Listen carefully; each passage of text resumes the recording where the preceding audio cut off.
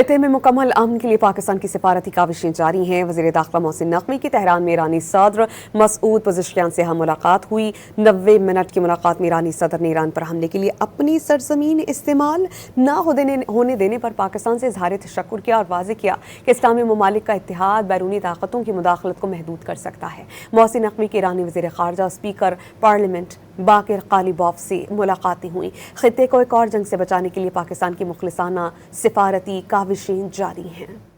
خطے کو ایک اور جنگ سے بچانے کے لیے پاکستان کی مخلصانہ سفارتی کوششیں جاری ہیں۔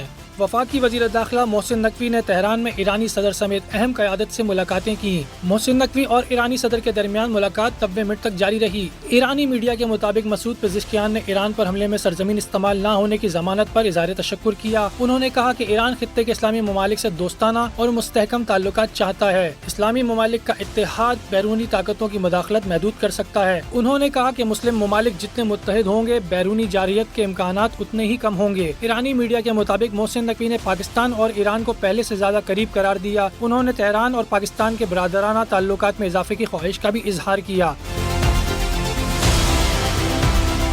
اس سے پہلے محسن نقوی کی ایرانی وزیر خارجہ عباس عراقچی اور اسپیکر باقر غالباف سے بھی ملاقاتیں ہوئیں۔ وزیر داخلہ محسن نقوی ہفتے کے روز تہران پہنچے تھے تاکہ ایران اور امریکہ کے درمیان جاری امن مذاکرات میں سہولت کاری فراہم کی جا سکے۔